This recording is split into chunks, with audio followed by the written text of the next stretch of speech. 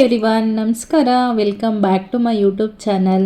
ನಾನಿವತ್ತು ವರಮಹಾಲಕ್ಷ್ಮಿ ಹಬ್ಬದ ಹಿಂದಿನ ದಿನ ಯಾವ ರೀತಿಯಾಗಿ ಎಲ್ಲ ಪ್ರಿಪ್ರೇಷನನ್ನು ಮಾಡಿಕೊಂಡೆ ಮತ್ತು ವರಮಹಾಲಕ್ಷ್ಮಿಯನ್ನು ಯಾವ ರೀತಿಯೆಲ್ಲ ಆಚರಣೆ ಮಾಡಿದೆ, ಏನೇನೆಲ್ಲ ಅಡುಗೆಗಳನ್ನು ಮಾಡಿಕೊಂಡಿದ್ದೆ, ನನ್ನ ತಿಳುವಳಿಕೆಗೆ ತಕ್ಕಂಗೆ ಯಾವ ರೀತಿಯಾಗಿ ನಾನು ಆಚರಣೆಯನ್ನು ಮಾಡಿದೆ ಅನ್ನೋದನ್ನು ನಿಮ್ಮ ಜೊತೆಯಲ್ಲಿ ಶೇರ್ ಮಾಡ್ಕೊಳ್ತಾ ಇದ್ದೀನಿ. ಗುರುವಾರ ನೈಟಿಂದನೇ ಸ್ವಲ್ಪ ಕ್ಲೀನಿಂಗ್ ಎಲ್ಲ ಅಂದರೆ ಕ್ಲೀನಿಂಗ್ ಎಲ್ಲ ಏನಿಲ್ಲ, ಪ್ರಿಪ್ರೇಷನ್ ಎಲ್ಲ ಶುರುವಾಗಿತ್ತು. ಸೊ ಸಂತೋಷ್ ಅವ್ರಿಗೆ ಕಾಯಿಗಳು ಬೇಕಿರುತ್ತಲ್ವ, ಅದಕ್ಕೆ ಮತ್ತೆಲ್ಲ ಕ್ಲೀನ್ ಮಾಡ್ಕೊಂಡ್ಮೇಲೆ ಎಲ್ಲನೂ ಸಹ ಇದು ಮಾಡ್ಕೊಳಕ್ಕಾಗೋದಿಲ್ಲ ಅಂಥೇಳಿ ಕಾಯಿನೆಲ್ಲ ಕ್ಲೀನ್ ಮಾಡ್ಕೊಡೋಕ್ಕೆ ಹೇಳಿದ್ದೆ. ಸೊ ಹಾಗಾಗಿ ಅವರು ಕ್ಲೀನ್ ಮಾಡಿಕೊಡ್ತಾಯಿದ್ರು. ಹಾಗೆಯೇ ಮಳೆ ಯಾವಾಗ ಬೇಕಂದ್ರೆ ಅವಾಗ ಜಿನುಗ್ತಾನೆ ಇತ್ತು. ಏನೊಂದು ರಂಗೋಲೆ ಬಿಡಿಸೋದಕ್ಕೂ ಆಗೋದಿಲ್ಲ, ಏನಕ್ಕೂ ಆಗೋದಿಲ್ಲ. ಆ ಥರ ಮಳೆ ಶೀತ ಅಂತೆಲ್ಲ ಅನಿಸ್ತಾನೆ ಇರುತ್ತೆ, ಜಿನುಗ್ತಾನೆ ಇರುತ್ತೆ. ಆ ರೀತಿಯಾಗಿ ಮಳೆ ಜಿನುಗ್ತಾನೆ ಇತ್ತು. ಅವ್ರು ಅದನ್ನೆಲ್ಲ ಕ್ಲೀನ್ ಮಾಡಿಕೊಡ್ತಾ ಇದ್ರು. ಮಳೆ ಅಂತೂ ನಿಂತೇ ಇಲ್ಲ. ಸಾಮಾನ್ಯವಾಗಿ ವರಮಹಾಲಕ್ಷ್ಮಿ, ಗೌರಿ ಹಬ್ಬ ಇದೆಲ್ಲ ಜಾಸ್ತಿ ಮಳೆ ಬರ್ತಾನೆ ಇರುತ್ತಲ್ವ. ಗೌರಿ ಮಳೆ, ಲಕ್ಷ್ಮಿ ಮಳೆ ಅಂತೆಲ್ಲ ಹೇಳ್ಬಿಟ್ಟು ಈ ಹಬ್ಬಕ್ಕೆ ಬರ್ತಾನೆ ಇರುತ್ತೆ. ನಾವು ಆ ಥರ ಹೇಳ್ತಾ ಇರ್ತೀವಿ, ಹಬ್ಬದ ದಿನ ಬಂದಂಥದ್ದು ಅಂತೇಳಿ. ಮತ್ತು ಕಾಯೆಲ್ಲ ಕ್ಲೀನ್ ಮಾಡಿಕೊಟ್ಟಿದ್ದಾಯಿತು. ನೈಟೇನೆ ಎಲ್ಲನೂ ಮಾವಿನ ಎಲೆ ಎಲ್ಲನೂ ತಂದಿದ್ರಲ್ವ, ಹಾಗಾಗಿ ಬೆಳಗ್ಗೆ ಎದ್ದ ತಕ್ಷಣ ಬೇಗ ಇದನ್ನೆಲ್ಲ ಪ್ರಿಪೇರ್ ಮಾಡ್ಕೊಳ್ಳೋದಕ್ಕಾಗಲ್ಲ ಅಂತ ಹೇಳ್ಬಿಟ್ಟು ನೈಟೇನೆ ತೋರಣನೂ ಸಹ ಕಟ್ಕೊಡ್ತಾ ಇದ್ರು. ನಾನು ಆವಾಗಲೇ ಹೇಳ್ದೆ ಅಲ್ವಾ, ಬಾಗಿಲ್ದು ಮತ್ತೊಂದು ತರಿಸ್ಕೊಂಡಿದ್ದೆ ಅಂತೇಳಿ. ಚೆನ್ನಾಗಿ ಕಾಣಿಸ್ತಿದೆ ಅಲ್ಲ ಇದು. ನಾನು ಲಾಸ್ಟ್ ಟೈಮ್ ಬುಕ್ ಮಾಡಿದ್ನಲ್ಲ ಅದಲ್ಲ, ಇದು ಬೇರೆ. ಇದು 300 ಸಮಥಿಂಗು. ಅಷ್ಟರಲ್ಲಿ ನಾನು ದೇವ್ರ ಪಾತ್ರೆ ಸಾಮಾನುಗಳನ್ನೆಲ್ಲ ಕ್ಲೀನ್ ಮಾಡ್ಕೊಳ್ಬೇಕಿತ್ತು. ಸೊ ಹಾಗಾಗಿ ಅದನ್ನು ಸಹ ಕ್ಲೀನ್ ಮಾಡ್ಕೊಳ್ತಾ ಇದ್ದೆ. ಕ್ಲೀನ್ ಮಾಡ್ಕೊಂಡು ಎಲ್ಲನೂ ರೆಡಿ ಮಾಡಿ ಇಟ್ಕೊಂಡ್ಬಿಟ್ರೆ ಮಾರ್ನಿಂಗ್ ಎದ್ದು ಪೂಜೆ ಬೇಗ ಮಾಡೋದಕ್ಕೆ ಸರಿಯಾಗುತ್ತೆ ಅಂತ ಹೇಳ್ಬಿಟ್ಟು ಎಲ್ಲನೂ ತೆಗೆದು ಅದನ್ನು ಸಹ ನಾನು ಉಜ್ಜಿಟ್ಕೊಳ್ತಾ ಇದ್ದೆ. ಮತ್ತು ಈ ದೇವ್ರ ಸಾಮಾನೆಲ್ಲ ಕ್ಲೀನ್ ಮಾಡಿದ್ಮೇಲೆ ಅಲ್ಲಲ್ಲೇ ಅದನ್ನು ನೀಟಾಗಿ ಅದರಲ್ಲಿ ಏನೂ ತೇವಾಂಶ ಇಲ್ದಿರೋ ಥರ ಕ್ಲೀನ್ ಮಾಡಿ ಇಟ್ಕೊಂಡ್ಬಿಟ್ರೆ ಬ್ಲ್ಯಾಕ್ ಆಗೋದಿಲ್ಲ. ಇಲ್ಲ ಅಂತ ಹೇಳ್ಬಿಟ್ರೆ ಏನಾಗ್ಬಿಡುತ್ತೆ, ಮಾರ್ನಿಂಗ್ ನಾವು ಪೂಜೆ ಮಾಡುವಷ್ಟರಲ್ಲೇ ಬ್ಲ್ಯಾಕ್ ಆಗಿಬಿಡುತ್ತೆ. ಸೊ ಹಾಗಾಗಿ ಫಸ್ಟ್ ಅದನ್ನೆಲ್ಲ ನೀಟಾಗಿ ಅದರಲ್ಲಿರೋ ನೀರನ್ನೆಲ್ಲ ತೆಗೆದುಬಿಡೋಣ. ಆಲ್ರೆಡಿ ಮಳೆಯೆಲ್ಲ ತುಂಬ ಬರ್ತಾ ಇರುತ್ತಲ್ಲ, ಇದ್ದಿದ್ದು ತೇವಾಂಶ ಅಂತ ಅನಿಸಿ ಏನಾಗ್ಬಿಡುತ್ತೆ, ಜಾಸ್ತಿ ಕಪ್ಪಾಗ್ಬಿಡುತ್ತೆ. ಸೊ ಹಾಗಾಗಿ ಅದನ್ನೆಲ್ಲ ತೇವಾಂಶ ಎಲ್ಲ ತೆಗೆದುಬಿಟ್ರಾಯ್ತು ಅಂತೇಳಿ ಅದನ್ನೆಲ್ಲ ಕ್ಲೀನ್ ಮಾಡ್ಕೊಳ್ತಾ ಇದ್ದೆ. ಹಾಗೆಯೇ ಇದನ್ನೆಲ್ಲ ಕ್ಲೀನ್ ಮಾಡಿಬಿಟ್ಟು ಸೀರೆಗೂ ಸಹ ನೆರಿಗೆ ಇಡಿಬೇಕಿತ್ತು. ಅದನ್ನು ಸಹ ರೆಡಿ ಮಾಡಿ ಇಟ್ಕೊಂಡ್ಬಿಡೋಣ. ಒಬ್ಬಳೇ ಇರ್ತೀನಲ್ವ, ಸೊ ಹಾಗಾಗಿ ತುಂಬ ಲೇಟ್ ಆಗಿಬಿಡುತ್ತೆ ಎಲ್ಲನೂ ಮಾಡ್ಕೊಳ್ಳುವಷ್ಟರಲ್ಲಿ. ಮಾರ್ನಿಂಗೇ ಎಲ್ಲನೂ ಮಾಡ್ಕೊಳ್ಳೋದಕ್ಕಾಗೋದಿಲ್ಲ. ನೈಟ್ ಆಲ್ಮೋಸ್ಟ್ ಸುಮಾರು ಕೆಲಸಗಳನ್ನೆಲ್ಲ ಮುಗಿಸ್ಬಿಡ್ತೀನಿ. ಆಮೇಲೆ ಮಾರ್ನಿಂಗ್ ಎದ್ದ ತಕ್ಷಣ ಎಲ್ಲ ಈಸಿ ಆಗುತ್ತೆ ಅಂತೇಳಿ ಅದನ್ನೆಲ್ಲ ರೆಡಿ ಮಾಡಿ ಇಟ್ಕೊಳ್ತಾ ಇದ್ದೀನಿ. ಮೊದಲೆಲ್ಲ ಏನು ಮಾಡ್ತಾಯಿದ್ದೆ, ಫಸ್ಟ್ ಎಲ್ಲ ಹಬ್ಬ ಮಾಡುವಾಗ ನನಗೆ ಸರಿಯಾಗಿ ಗೊತ್ತಾಗ್ತಾ ಇರಲಿಲ್ಲ. ನೈಟೇ ಎಲ್ಲನೂ ರೆಡಿ ಮಾಡಿಬಿಡ್ತಿದ್ದೆ. ದೇವರು, ಮುಖವಾಡ, ಸಮ್ಟೈಮ್ಸ್ ಒಂದು ಸ್ವಲ್ಪ ದಿನ ಎಲ್ಲ ಏನು ಮಾಡಿದೆ, ಮುಖವಾಡ ಎಲ್ಲನೂ ಧರಿಸ್ಬಿಟ್ಟು ಮಾಡಿಬಿಟ್ಟು ಬೆಳಗ್ಗೆ ಎದ್ದು ಹೂವೆಲ್ಲ ಹಾಕಿ ಪೂಜೆ ಮಾಡ್ಕೊಳ್ತಾ ಇದ್ದೆ. ಆಮೇಲೆ ಇಲ್ಲ, ಹೊಸ್ದಾಗೇ ಗಂಗೆ ನೀರನ್ನು ತಗೊಂಡು ಬಂದ್ಬಿಟ್ಟು ಪೂಜೆ ಮಾಡಬೇಕಂತ ಗೊತ್ತಾಯಿತು. ಆವಾಗ ಏನು ಮಾಡ್ತಾಯಿದ್ದೆ, ಪೂರ್ತಿ ಸೀರೆನೆಲ್ಲ ಉಡಿಸ್ಕೊಂಡು ಮುಖ ಮಾತ್ರ ಧರಿಸೋದೆಲ್ಲ ಬಿಡ್ತಾ ಇದ್ದೆ. ಬಟ್ ಇತ್ತೀಚೆಗೆ ಅದು ಎಷ್ಟಾದರೂ ಟೈಮ್ ಆಗಲಿ, ಯಾವ ಟೈಮಿಗಾದರೂ ಆಗಲಿ, ದೇವಿ ಅಮ್ಮ ಯಾವ ಟೈಮಿಗೆ ನಮ್ಮ ಹತ್ರ ಪೂಜೆ ಮಾಡಿಸ್ಕೊಳ್ಬೇಕಂತ ಅಂದ್ಕೊಂಡಿರ್ತಾರೋ ಅದು ಆ ಟೈಮಿಗೆ ಆಗೋದು ಅಂತ ಗೊತ್ತಾದ ಮೇಲೆಲ್ಲ ಏನು ಮಾಡ್ತೀನಿ, ಸಾಮಾನ್ಯವಾಗಿ ನಿಧಾನಕ್ಕೇ ಎಲ್ಲನೂ ರೆಡಿ ಮಾಡಿ ಇಟ್ಕೊಂಡು ಎದ್ದು ಆ ದಿನಕ್ಕೆ ತಾನೇ ಮುಹೂರ್ತಗಳಿರುತ್ತೆ. ಆ ದಿನಕ್ಕೆ ಅಲ್ವ ನಾವು ಕರಿಬೇಕು ಅಂತೇಳಿ ಏನು ಮಾಡ್ತೀನಿ, ಆ ದಿನಕ್ಕಷ್ಟೇ ಪೂಜೆಯನ್ನು ಮಾಡಿಕೊಂಡು ರೆಡಿ ಪ್ರತಿಯೊಂದನ್ನು ಸಹ ಆವಾಗಲೇ ಮಾಡ್ತೀನಿ. ಸ್ವಲ್ಪ ಲೇಟಾಗಿ ಎದ್ದೇಳ್ತೀನಿ. ಆಲ್ಮೋಸ್ಟ್ 1 hour 2 hour 3 hour ನಿದ್ದೆ ಮಾಡಿದ್ರೆ ಹೆಚ್ಚು ಅಷ್ಟೇ. ಇಲ್ಲ ಅಂತೇಳಿದರೆ ಈ ಪೂಜೆ ಎಲ್ಲ ಮಾಡ್ಕೋಬೇಕಿರುತ್ತಲ್ವ. ಸೊ ಹಾಗಾಗಿ ಮತ್ತದು ಟೆನ್ಷನ್ ಕೂಡ ಆಗ್ತಾ ಇರುತ್ತೆ ಬೇಗ ಮಾಡಬೇಕಂತೇಳಿ. ಹಾಗಾಗಿ ಏನು ಮಾಡ್ತೀನಿ, ಮಾಡ್ಕೊಳ್ತಾ ಇರ್ತೀನಿ. ಸೀರೆ ಎಲ್ಲ ರೆಡಿ ಮಾಡಿ ಇಟ್ಕೊಂಡಿದ್ದಾಯಿತು. ದೀಪಕ್ಕೆಲ್ಲ ಎಣ್ಣೆ ಹಾಕಿ ಇಟ್ಕೊಳ್ಳೋ ಅಂಥದ್ದು, ತಟ್ಟೆ ಎಲ್ಲ ತುಂಬಿಸಿಟ್ಕೊಳ್ಳೋದು ಹಣ್ಣುಗಳನ್ನ, ಅದನ್ನೆಲ್ಲ ರೆಡಿ ಮಾಡಿಬಿಡ್ತೀನಿ. ಮಾರ್ನಿಂಗ್ ಇವಾಗ 3 ಗಂಟೆಗೆ ಎದ್ಬಿಟ್ಟು ಔಟ್ಸೈಡ್ ತುಂಬ ಆಂಟಿ ನೆನ್ನೆ ಕ್ಲೀನ್ ಮಾಡಿಕೊಟ್ಟಿದ್ರು. ಆದರೆ ಔಟ್ಸೈಡೆಲ್ಲ ತುಂಬ ಮಳೆ ಬಂದಿದ್ದರಿಂದ ತುಂಬ ಗಲೀಜಾಗ್ಬಿಟ್ಟಿತ್ತು. ಸೊ ಹಾಗಾಗಿ ಏನು ಮಾಡಿದೆ, ಎಲ್ಲನೂ ತೊಳೆದು ಕ್ಲೀನ್ ಮಾಡಿಬಿಟ್ಟು ರಂಗೋಲೆ ಬಿಡೋದಕ್ಕೆಲ್ಲ ಆಗಿರಲಿಲ್ಲ, ಮಳೆ ಬರ್ತಾನೆ ಇತ್ತು. ಹಾಗಾಗಿ ಸ್ನಾನ ಮುಗಿಸ್ಕೊಂಡು ಬಂದುಬಿಟ್ಟು ರಂಗೋಲೆ ಇಡ್ಬೋದಾ, ಮಳೆಯೆಲ್ಲ ನಿಂತ್ಕೊಂಡಿದ್ಯಾ ಅಂತೇಳಿ ಸ್ವಲ್ಪ ನೋಡಿದೆ. ಬಟ್ ನಿಂತಿರಲಿಲ್ಲ, ಹಂಗೆ ಸ್ವಲ್ಪ ಜಿನುಗ್ತಾನೆ ಇತ್ತು. ಸೊ ಹಾಗಾಗಿ ಮತ್ತು ತುಂಬ ಕತ್ಲೆ ಇತ್ತಲ್ವ, ಹಾಗಾಗಿ ಅಲ್ಲಿ ರಂಗೋಲೆನೂ ಸಹ ಬಿಡೋದಕ್ಕಾಗಲ್ಲ ಈ ಮಳೇಲಿ. ಸರಿ, ಒಳಗಡೆ ದೇವಿನೇ ರೆಡಿ ಮಾಡಿ ಇಟ್ಬಿಡೋಣ, ಆಮೇಲೆ ಏನಾದರೂ ನಿಂತರೆ ಬೇಕಂದರೆ ರಂಗೋಲೆ ಎಲ್ಲ ಬಿಡೋಣ ಅಂತ ಹೇಳ್ಬಿಟ್ಟು ಏನು ಮಾಡಿದೆ, ಸರಿ ಅಂತೇಳಿ ಒಳಗಡೆ ರೆಡಿ ಮಾಡೋದಕ್ಕೆ ಅಂತಲೇ ಹೋದೆ. ಮೊದಲಿಗೆ ಪೂಜೆ ಮಾಡಿಕೊಂಡು ಗಂಗೆಯನ್ನು ತಗೊಂಡು ಬಿಡೋಣ ಅಂತೇಳ್ಬಿಟ್ಟು ರೆಡಿ ಮಾಡ್ಕೊಳ್ತಾ ಇದ್ದೀನಿ. ಊರುಗಳ ಕಡೆ ಎಲ್ಲ ಇದ್ದರೆ ಈಗ ಔಟ್ ಸೈಡೆಲ್ಲ ನಮಗೆ ಗಂಗೆ ನೀರೆಲ್ಲ ಬರುತ್ತೆ ಅಂತ ಹೇಳಿದ್ರೆ ಅಲ್ಲೇ ಪೂಜೆ ಮಾಡಿ ತಗೊಳ್ಬೋದು. ಬಟ್ ನಮಗೆ ಆಪ್ಷನ್ ಎಲ್ಲ ಇಲ್ಲ ಅಲ್ವಾ, ಹಾಗಾಗಿ ಏನು ಮಾಡ್ತೀನಿ, ಫಿಲ್ಟರ್ ನೀರನ್ನೇ ಪೂಜೆ ಮಾಡಿಬಿಟ್ಟು ಅದೇ ನೀರನ್ನೇ ತಗೊಳ್ತೀನಿ. ಪೂಜೆ ಮಾಡೋದಕ್ಕೆ ಫಸ್ಟೇ ಏನು ಮಾಡ್ತೀನಿ, ಫಿಲ್ಟ್ರಿಗೆ ಫಸ್ಟು ಪೂಜೆಯನ್ನು ಮಾಡ್ಕೊಳ್ತೀನಿ. ಆಮೇಲೆ ಏನು ಮಾಡ್ತೀನಿ, ಆ ನೀರನ್ನು ತಗೊಳ್ತೀನಿ. ನಾನು ಹೊರಗಡೆಯಿಂದ ತರೋದಕ್ಕೆ ಅವಕಾಶ ಇದ್ದರೆ ಹೊರಗಡೆಯಿಂದ ತಗೊಂಡು ಬಂದು ಹೊಸ್ಲು ಪೂಜೆ ಎಲ್ಲ ಮಾಡಿಕೊಂಡು ಒಳಗಡೆ ತಗೊಂಡು ಬರ್ಬೋದು. ಒಬ್ಬೊಬ್ಬರು ಒಂದೊಂದು ರೀತಿಯಾಗಿ ಪೂಜೆ ಮಾಡ್ಕೊಳ್ತಾರೆ. ನಾನು ಈ ರೀತಿಯಾಗಿ ಪೂಜೆ ಮಾಡ್ಕೊಳ್ತೀನಿ. ನಂತರ ಗಂಗೆಯನ್ನೆಲ್ಲ ತಗೊಂಡು ನಾನು ಯಾವ ಕಳಶ, ಯಾವ ಚೊಂಬು, ಯಾವುದರಲ್ಲಿ ಲಕ್ಷ್ಮಿಯನ್ನು ಕೂರಿಸ್ತೀನೋ ಅದರಲ್ಲಿ ನೀರನ್ನು ತಗೊಳ್ತೀನಿ. ಫಸ್ಟು ತಗೊಂಡು ಅದಕ್ಕೂ ಸಹ ಪೂಜೆಯನ್ನೆಲ್ಲ ಮಾಡಿಟ್ಕೊಂಡು ಗಂಗೆ ಪೂಜೆಯನ್ನು ಮಾಡಿಕೊಂಡು ಆಮೇಲೆ ಏನು ಮಾಡ್ತೀನಿ, ಅದನ್ನು ತಗೊಂಡೋಗಿ ಪೂಜೆ ಮನೆಯಲ್ಲಿ ಇಟ್ಕೊಳ್ತೀನಿ. ಆಮೇಲೆ ಅದಕ್ಕೆ ಮುಖವಾಡ ಎಲ್ಲ ಧರಿಸಿ ಸೀರೆ ಎಲ್ಲ ಉಡಿಸಿ ನಾನು ಏನು ಮಾಡ್ತೀನಿ, ರೆಡಿ ಮಾಡ್ಕೊಳ್ತೀನಿ. ಅದಕ್ಕೂ ಮೊದಲು ಹೂವೆಲ್ಲ ತಗೊಂಡು ಬಂದಿದ್ವಲ್ಲ, ಅದಕ್ಕೆ ಸ್ವಲ್ಪ ಫ್ರಿಜ್ಜಲ್ಲಿ ಇಟ್ಬಿಟ್ಟಿದ್ದೆ. ಅದಕ್ಕೆಲ್ಲ ನೀರನ್ನು ಹಾಕೊಂಡಿರಲಿಲ್ಲ ನೀರೆಲ್ಲ. ಹಾಗಾಗಿ ಅದನ್ನು ಸಹ ಕ್ಲೀನ್ ಮಾಡಿ ಇಟ್ಕೊಂಡು ಬಿಡೋಣ. ಈ ರೀತಿ ಹರಡಿ ಇಟ್ಕೊಂಡ್ಬಿಟ್ರೆ ನನಗೆ ಯಾವ್ದ್ಯಾವ್ದು ಬೇಕಂತ ಅನ್ಸುತ್ತೋ ಅದನ್ನು ನೀಟಾಗಿ ಕಟ್ ಮಾಡಿ ತೊಗೊಳ್ಬೋದು ಅಂತ ಹೇಳ್ಬಿಟ್ಟು ಆ ರೀತಿಯಾಗಿ ಇಟ್ಕೊಂಡೆ. ನಂತರ ಹಿಂದೆ ನಾನು ಯಾವ ಫೋಟೋವನ್ನು ಇಟ್ಕೊಂಡಿರ್ತೀನಿ, ದೇವ್ರ ಮನೇಲಿ ನಾರ್ಮಲ್ಲು ಫೋಟೋವನ್ನು ಇಟ್ಕೊಂಡಿರ್ತೀನಲ್ವಾ, ಸೊ ಅದನ್ನು ಸಹ ಪೂಜೆಯನ್ನು ಮಾಡಿಕೊಂಡು ಇವಾಗ ಅಕ್ಕಿಯನ್ನು ತುಂಬಿಸ್ಕೊಳ್ತಾ ಇದ್ದೀನಿ. ಸಾಮಾನ್ಯವಾಗಿ ಕೆಳಗಡೆ ಆ ಬಾಳೆ ಎಲೆಯನ್ನೇ ಹಾಸ್ಬಿಟ್ಟೇ ನಾವು ಪೂಜೆಯನ್ನು ಮಾಡ್ಕೊಳ್ಬೋದು. ಇಲ್ಲಿ ಸರಿಯಾಗಿ ಅದು ವ್ಯವಸ್ಥೆ ಇಲ್ಲ, ಸರಿಯಾಗಿ ಬಿನ್ಗೆ ಕೂರೋದಿಲ್ಲ ನನಗೆ. ಹಾಗಾಗಿ ಒಂದು ತಟ್ಟೆ ಒಳಗಡೆ ಬಾಳೆ ಎಲೆಯನ್ನು ಹಾಕಿಬಿಟ್ಟು ಅದ್ರ ಮೇಲೆ ಅಕ್ಕಿಯನ್ನು ಹಾಕ್ಕೊಳ್ತಾ ಇದ್ದೀನಿ.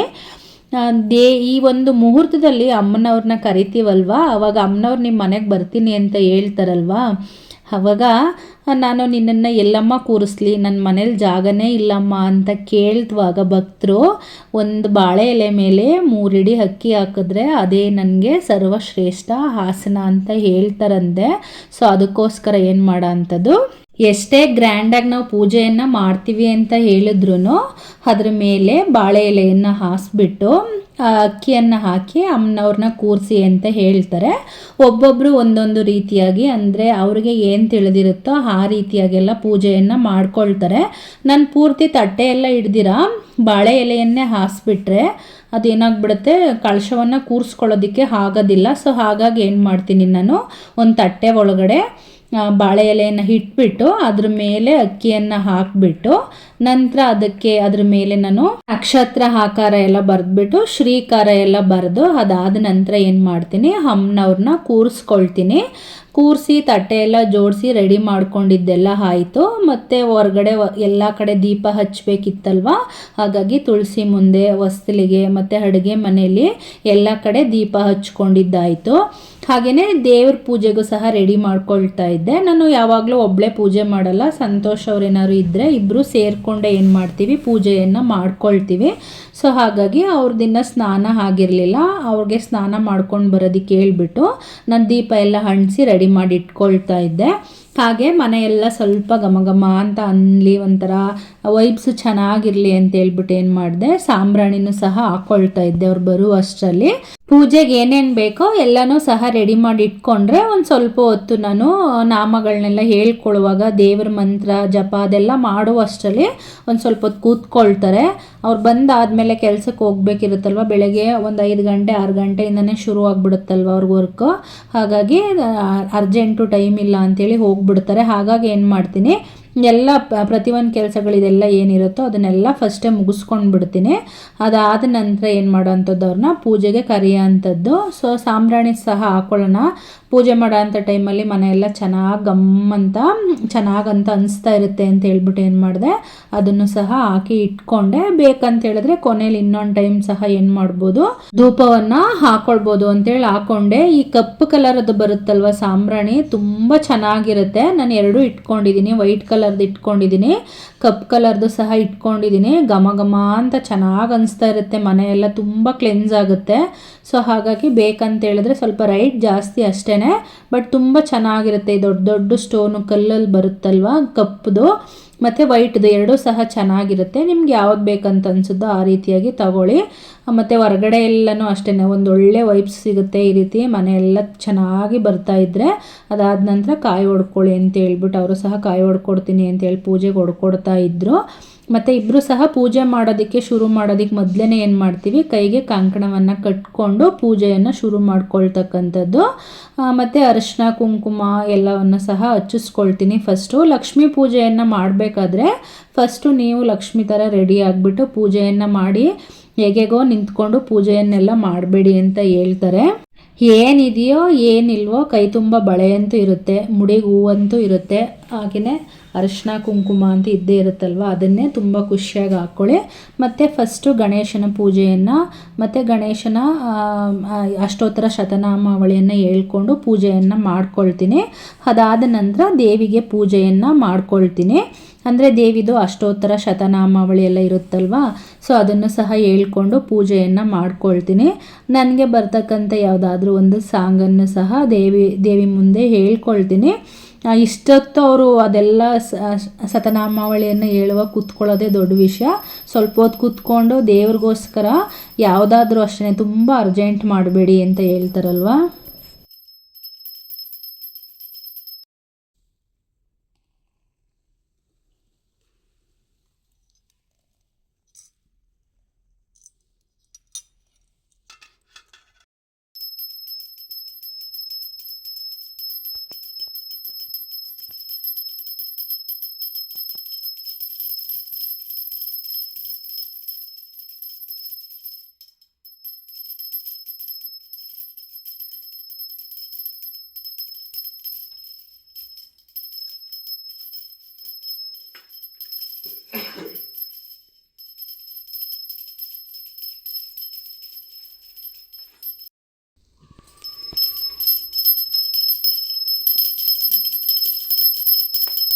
ಹಾಗಾಗಿ ಪೂಜೆಯನ್ನೆಲ್ಲ ಮುಗಿಸ್ಕೊಂಡಿದ್ದಾಯಿತು. ನಿಧಾನಕ್ಕೆ ನಮ್ಮ ದೇವಿ ಈ ಥರ ಕಾಣಿಸ್ತಾ ಇದ್ದರು.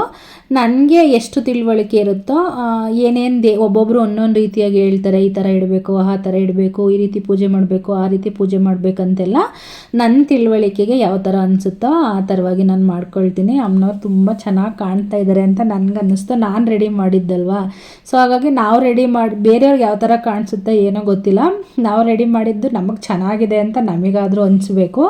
ಹಾಗಾಗಿ ನನಗೇನು ತುಂಬ ಇಷ್ಟ ಆಯಿತು, ಖುಷಿ ಆಯಿತು, ಚೆನ್ನಾಗಿ ಕಾಣಿಸ್ತಾ ಇದ್ದಾರೆ ಅಂತೇಳಿ. ಮತ್ತು ನನಗೆ ಎಷ್ಟು ಗೊತ್ತಿದೆಯೋ ಆ ರೀತಿಯಾಗಿ ಏನು ಮಾಡಿದೆ, ನಾನು ಯಾವ ಥರ ಪೂಜೆ ಮಾಡೋಕ್ಕೆ ಸಾಧ್ಯನೋ ಆ ರೀತಿಯಾಗಿ ಪೂಜೆ ಮಾಡಿದೆ.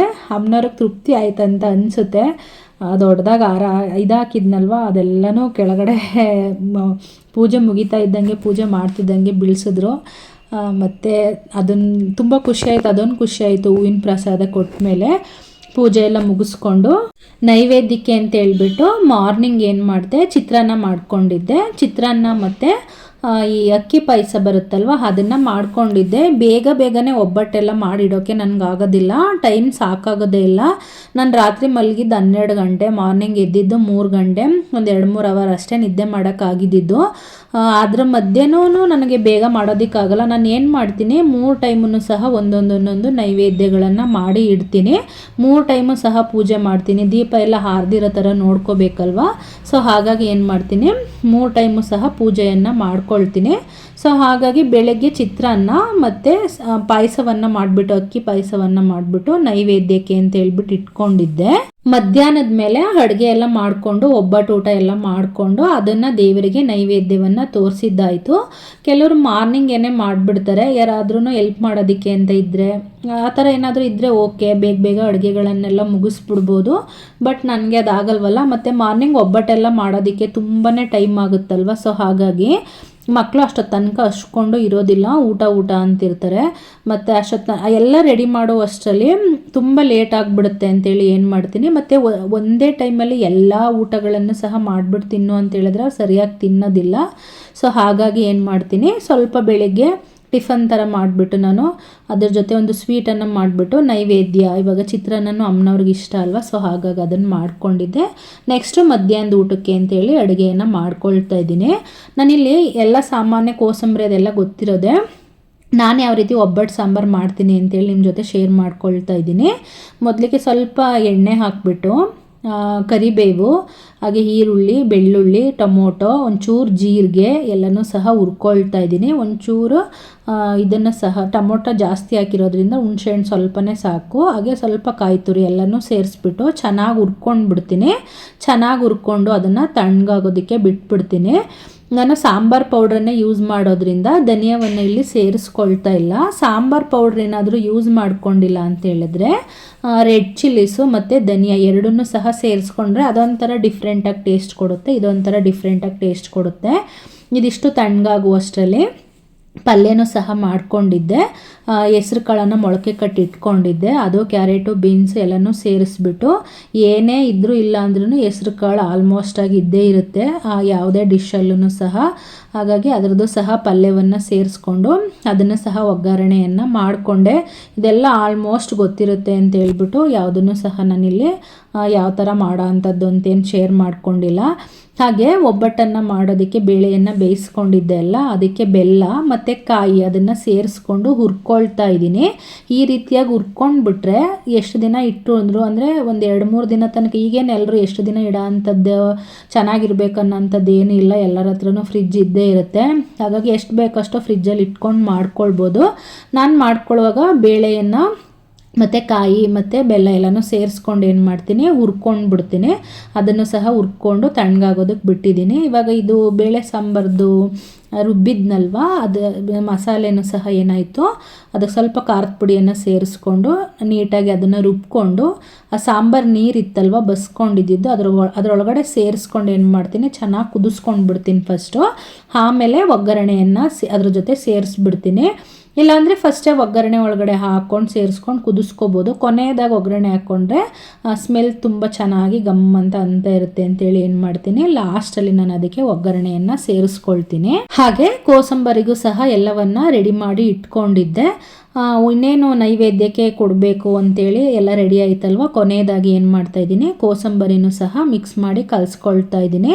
ಅಮ್ಮನವ್ರಿಗೆ ಕೋಸಂಬರಿ ಪಾನಕ ಎಲ್ಲ ತುಂಬ ಇಷ್ಟ ಅಂತಲ್ಲ, ಹಾಗಾಗಿ ಅದನ್ನು ಸಹ ಮಾಡ್ಕೊಂಡಿದ್ದೆ. ಇದಕ್ಕೆ ಒಗ್ಗರಣೆಯನ್ನು ಸೇರಿಸ್ಕೊಂಡು ಒಂದು ಸ್ವಲ್ಪ ಹೊತ್ತು ಕುದೀಲಿ ಅಂತ ಹೇಳ್ಬಿಟ್ಟು ಎಲ್ಲನೂ ಮಿಕ್ಸ್ ಮಾಡಿ ಬಿಡ್ತಾ ಇದ್ದೀನಿ. ಕೊನೆಯದಾಗಿ ಒಂಚೂರು ಕಾಯನ್ನು ಚೆನ್ನಾಗಿರುತ್ತೆ ತಿನ್ನೋದಕ್ಕೆ ಅಂತೇಳಿ ಕಾಯನ್ನು ಸಹ ಇಲ್ಲಿ ಸೇರಿಸ್ಕೊಳ್ತಾ ಇದ್ದೀನಿ. ಒಬ್ಬಟ್ಟು ಸಾಂಬಾರಂತೂ ತುಂಬ ಚೆನ್ನಾಗಿರುತ್ತೆ, ಒಂದಿನವೂ ಸಹ ಇರೋದಿಲ್ಲ. ಮತ್ತು ಒಂದಿನ ಬಿಟ್ಬಿಟ್ಟು ತಿಂದರೆ ಇನ್ನೂ ಚೆನ್ನಾಗಿರುತ್ತೆ, ತಿನ್ನೋದಕ್ಕೆ ಚೆನ್ನಾಗಿರುತ್ತಲ್ವ. ಹಾಗಾಗಿ ಬೇಗ ಖಾಲಿ ಆಗಿಬಿಡುತ್ತೆ. ಇದೆಲ್ಲ ಕುದ್ದಿದ್ದಾಯಿತು. ರೈಸು, ಅನ್ನ, ಸಾಂಬಾರು ಎಲ್ಲನೂ ರೆಡಿ ಮಾಡಿ ಇಟ್ಬಿಟ್ಟು ಕೊನೆಯದಾಗಿ ಬಿಸಿ ಒಬ್ಬಟ್ಟು ಹಾಕ್ಕೊಡೋಣ ಅಂಥೇಳಿ ಅದನ್ನು ರೆಡಿ ಮಾಡ್ಕೊಳ್ತಾ ಇದ್ದೀನಿ. ಹೂರಣ ಎಲ್ಲ ಫಸ್ಟೇ ಕಲಸಿ ರೆಡಿ ಮಾಡಿ ಇಟ್ಕೊಂಡಿದ್ದೆ. ಹಾಗೆ ಇದನ್ನು ಸಹ ಕಾಳನ್ನು ಸಹ ರುಬ್ಬಿಟ್ಕೊಂಡಿದ್ದೆ. ಒಬ್ಬಟ್ಟನ್ನು ಸಹ ರೆಡಿ ಮಾಡಿ ಮಾಣಿಕ್ಯಗೆ ದೇವರಿಗೆ ನೈವೇದ್ಯವನ್ನು ಇಟ್ಬಿಡು, ಅದಾದ ನಂತರ ಎಲ್ರಿಗೂ ಸಹ ಬಿಸಿ ಒಬ್ಬಟ್ಟು ಹಾಕ್ಕೊಡ್ತೀನಿ, ತಿಂದರೆ ಆಯಿತು ಅಂತ ಹೇಳಿದೆ. ಸೊ ಹಾಗಾಗಿ ಅವನು ಸಹ ತಟ್ಟೆಗೆಲ್ಲ ನೈವೇದ್ಯಕ್ಕೆ ಅಂತೇಳಿ ನಾವೇನೇನು ಮಾಡಿದ್ವೋ ಅದಷ್ಟನ್ನು ಸಹ ರೆಡಿ ಮಾಡಿ ಇಟ್ಕೊಂಡ. ಇದಿಷ್ಟನ್ನು ಸಿಂಪಲಾಗಿ ಮಾಡ್ಕೊಂಡಿದ್ದೆ. ತುಂಬ ಹೆವಿಯಾಗೆಲ್ಲ ಮಾಡಿಬಿಟ್ರೆ ಅಷ್ಟೊಂದು ಇಂಟ್ರೆಸ್ಟಾಗಿ ತಿನ್ನೋದಿಲ್ಲ, ಮುಗಿಯೋದಿಲ್ಲ. ಹಾಗಾಗಿ ಏನು ಮಾಡಲ್ಲ, ಜಾಸ್ತಿ ಎಲ್ಲ ಮಾಡ್ಕೊಳಕ್ಕೆ ಹೋಗೋದಿಲ್ಲ. ಇದಿಷ್ಟು ಮಧ್ಯಾಹ್ನದ್ದಾಗಿತ್ತು. ಮಧ್ಯಾಹ್ನ ಊಟ ಎಲ್ಲ ಮುಗ್ದಿದ್ದಾಯಿತು. ಮತ್ತು ಸಾಯಂಕಾಲ ಎಲ್ಲರಿಗೂ ಕುಂಕುಮ ಕರಿಬೇಕಿತ್ತಲ್ವ, ಮತ್ತು ಕುಂಕುಮಕ್ಕೆಲ್ಲ ಕರಿಯೋದಕ್ಕೆ ಬರ್ತಾ ಇರ್ತಾರೆ.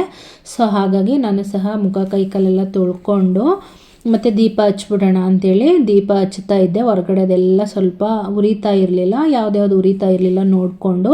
ಮತ್ತು ಹೊರಗಡೆ ಹಚ್ಚಿದಂಥ ದೀಪ ಎಲ್ಲ ಸಹ ಆಫ್ ಆಗಿಬಿಟ್ಟಿತ್ತು. ಸೊ ಹಾಗಾಗಿ ಎಲ್ಲನೂ ಮನೇಲಿ ಯಾವ್ದ್ಯಾವ್ದು ಬೆಳಗ್ಗೆ ದೇವ್ರ ಮುಂದೆ ಅಡುಗೆ ಮನೇಲೆಲ್ಲ ಯಾವ್ಯಾವ ದೀಪಗಳೆಲ್ಲ ಹಚ್ಚಿದ್ನೋ ಅದೆಲ್ಲ ದೀಪಗಳನ್ನು ಮತ್ತೆ ಸಹ ಎಲ್ಲನೂ ಸಹ ಹಚ್ಕೊಂಡೆ. ಎಲ್ಲನೂ ಸಹ ಮತ್ತು ಹೊರಗಡೆ ಇರ್ತಕ್ಕಂಥ ದೀಪಗಳಿತ್ತಲ್ವ ಎಲ್ಲನೂ ತಂದುಬಿಟ್ಟು ಹಚ್ಕೊಂಡಿದ್ದಾಯಿತು. ಎಲ್ಲನೂ ಹಚ್ಕೊಂಡು ಇಟ್ಬಿಟ್ಟು ಮತ್ತೆ ಏನು ಮಾಡಿದೆ, ಧೂಪ ದೀಪ ನೈವೇದ್ಯ ಪೂಜೆ ಎಲ್ಲ ಮತ್ತು ಸಾಯಂಕಾಲದ ಪೂಜೆಯನ್ನು ಮಾಡಬೇಕಿತ್ತಲ್ವ.